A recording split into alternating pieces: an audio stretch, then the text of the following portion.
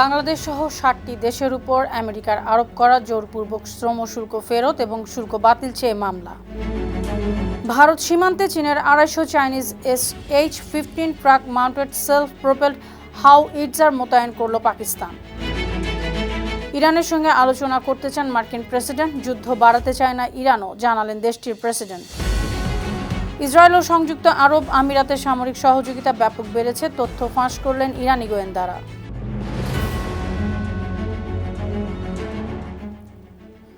শুনছিলেন সংবাদ শিরোনাম। সবাইকে স্বাগত জানাচ্ছি বিশ্বজুড়ে প্রতিদিনে। বিশ্বের বিভিন্ন প্রান্তের সবশেষ তথ্য জানাতে আপনাদের সঙ্গে আছি আমি অনন্যা চৈতি। যুক্তরাষ্ট্রে যেতে ইচ্ছুক বাংলাদেশিদের জন্য নতুন সতর্কবার্তা জানিয়েছে ঢাকার মার্কিন দূতাবাস। এতে ভ্রমণের সময় চিকিৎসাজনিত জরুরি পরিস্থিতি সহ সম্ভাব্য সব ধরনের খরচ বহনের আর্থিক সামর্থ্য নিশ্চিত করার পরামর্শ দেওয়া হয়েছে। সোমবার দূতাবাসের ভেরিফাইড ফেসবুক পেজে প্রকাশিত বার্তায় জানানো হয়েছে, যুক্তরাষ্ট্রে ভ্রমণের পরিকল্পনায় এমন আর্থিক প্রস্তুতি রাখতে হবে যাতে ভ্রমণে কোনো ধরনের বিঘ্ন ঘটলে বা চিকিৎসাজনিত জরুরি পরিস্থিতি তৈরি হলেও নিজের খরচ নিজেই বহন করা যায়। যুক্তরাষ্ট্রের সরকারি সুবিধার অপব্যবহার করলে স্থায়ী প্রভাব পড়তে পারে। এমন ঘটনা ভবিষ্যতে সংশ্লিষ্ট ব্যক্তিকে যুক্তরাষ্ট্রে যাওয়ার জন্য অযোগ্য হিসেবে বিবেচনার কারণ হতে পারে। এবার যুক্তরাষ্ট্র আরোপিত জোরপূর্বক শ্রম শুল্কের বিরুদ্ধে মামলা হয়েছে। মার্কিন ডেমোক্র্যাট ও রিপাবলিকান নেতৃত্বাধীন ২৫ অঙ্গরাজ্যের পক্ষ থেকে সোমবার নিউ ইয়র্কের ইউএস কোর্ট অব ইন্টারন্যাশনাল ট্রেডে এ মামলা দায়ের করা হয়েছে। এতে শুল্ক স্থগিত, বেআইনি ঘোষণা এবং অর্থ ফেরত দেওয়ার নির্দেশনা চাওয়া হয়েছে। গত বছরের এপ্রিলে বিশ্বের অধিকাংশ দেশের উপর পারস্পরিক শুল্ক আরোপ করেছিলেন মার্কিন প্রেসিডেন্ট ডোনাল্ড ট্রাম্প। পরে আদালত সেটি বাতিল করে। এরপর জোরপূর্বক শ্রমে উৎপাদিত পণ্য আমদানির অজুহাতে গেল ২৪ জুলাই থেকে ৬০টি দেশের বিরুদ্ধে ১০ ও ১২.৫% করে শুল্ক আরোপ করে ট্রাম্প প্রশাসন। এতে বাংলাদেশের উপর শুল্ক আরোপ হয় ১০%। ভারতের সীমান্তবর্তী পূর্ব সেক্টরে চীনের তৈরি ২৫০ H-15 truck mounted self propelled howitzer মোতায়েন করেছে পাকিস্তান। ২০২৫ সালের মে মাসে ভারতের অপারেশন সিন্দুরের পর সামরিক শক্তি বাড়ানোর ক্ষেত্রে ইসলামাবাদের এটি অন্যতম বড় পদক্ষেপ। চীনের রাষ্ট্রীয় প্রতিরক্ষা প্রতিষ্ঠান নরিনকোর তৈরি এই 155 মিলিমিটারের H-15 হাওইটজারটি আধুনিক প্রযুক্তি সমৃদ্ধ এবং দ্রুত গতিশীল। এটি সাধারণত ৩০ থেকে ৪০ কিলোমিটার পর্যন্ত ন্যাটো সামঞ্জস্যপূর্ণ গোলাবারুদ নিক্ষেপ করতে পারে। তবে রকেট অ্যাসিস্টেড প্রজেক্টাইল ব্যবহার করে এটি সর্বোচ্চ ৫০ কিলোমিটার দূরে গোলাবারুদ নিক্ষেপ করতে পারে। ইরানের সঙ্গে নতুন করে সামরিক সংঘাতে না গিয়ে কূটনৈতিক সমাধানের পথ খোলা রাখতে চান মার্কিন প্রেসিডেন্ট ডোনাল্ড ট্রাম্প। অন্যথায় দেশটিকে আরও কঠিন পরিস্থিতির মুখোমুখি হতে হবে। হোয়াইট হাউসে সোমবার সাংবাদিকদের ট্রাম্প বলেছেন, সৌদি আরব, সংযুক্ত আরব আমিরাত ও কাতার সহ পারস্য উপসাগরীয় কয়েকটি মিত্র দেশের অনুরোধে তিনি ইরানে হামলা স্থগিত রেখেছেন।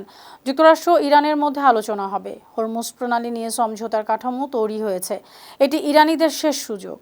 ইরানের প্রেসিডেন্ট মাসুদ পেজেশকিয়ান জানিয়েছেন, চলমান যুদ্ধ আর বাড়াতে চায় না ইরান।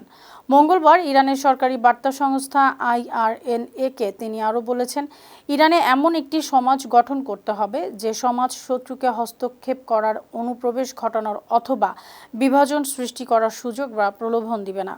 এদিকে ইরানের সঙ্গে আলোচনা চলছে। মার্কিন প্রেসিডেন্ট ডোনাল্ড ট্রাম্পের এমন দাবি নাকচ করে দিয়ে তেহরান জানিয়েছে, ওয়াশিংটনের সাথে কোনো আলোচনার পরিকল্পনা ছিল না। ইরানের বন্দরগুলোতে যুক্তরাষ্ট্রের নৌ অবরোধ সম্পর্কে ওয়াশিংটনকে কড়া হুঁশিয়ারি জানিয়েছেন দেশটির সর্বোচ্চ নেতা মোস্তফা খামেনি সামরিক উপদেষ্টা মোহসেন রেজাই। সোমবার সামাজিক যোগাযোগ মাধ্যম এক্সে তিনি লিখেছেন, অবরোধ চলতে থাকলে মার্কিন জাহাজ ও সামরিক বাহিনী গুরুতর ঝুঁকিতে থাকবে, তাদের প্রাণহানি হবে। যুক্তরাষ্ট্রকে অবশ্যই আচরণ পরিবর্তন করতে হবে। হরমুজ প্রণালীতে দ্বিতীয় কোনো করিডোর খোলার অনুমতি তেহরান কখনোই দেবে না। ইরান এই পরিস্থিতি কোনোভাবেই সহ্য করবে না।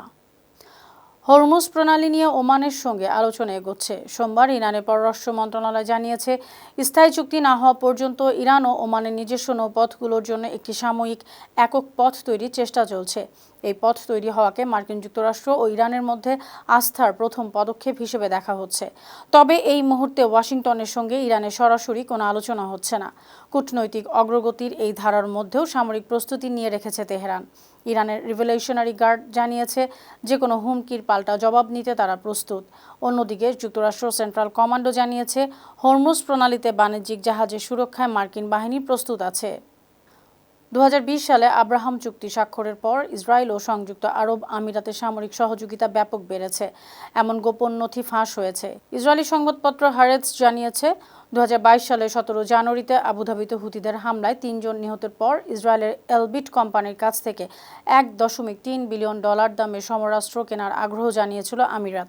এর মধ্যে গোয়েন্দা তথ্য সংগ্রহ, সাইবার যুদ্ধ ও ইলেকট্রনিক নজরদারিতে সক্ষম 4টি বিশেষ বিমানসহ বিভিন্ন সমরাস্ত্র সরঞ্জামও রয়েছে। ইরানি গোয়েন্দা বাহিনীর হ্যাকাররা জিমেইল থেকে এসব তথ্য চুরি করে ইন্টারনেটে ছড়িয়ে দিয়েছে। গাজা উপত্যকার পরিস্থিতি স্বাভাবিক করতে গঠিত বোর্ড অব পিস চুক্তি নিয়ে মার্কিন প্রেসিডেন্ট ডোনাল্ড ট্রাম্পের সঙ্গে দ্বিমত জানিয়েছেন ইসরায়েলের প্রধানমন্ত্রী বেনিয়ামিন নেতানিয়াহু। মঙ্গলবার আন্তর্জাতিক সংবাদ মাধ্যম আল জাজিরা জানিয়েছে, হামাসের সঙ্গে সাম্প্রতিক চুক্তি প্রসঙ্গে নেতানিয়াহু বলেছেন, গাজার পুনর্গঠনের আগে হামাসকে অস্ত্রমুক্ত করতে হবে। ট্রাম্পের বোর্ড অব পিসের প্রধান প্রতিনিধি নিকোলে লাদেনভের সঙ্গে বৈঠকের পর এই দাবি জানিয়েছেন তিনি।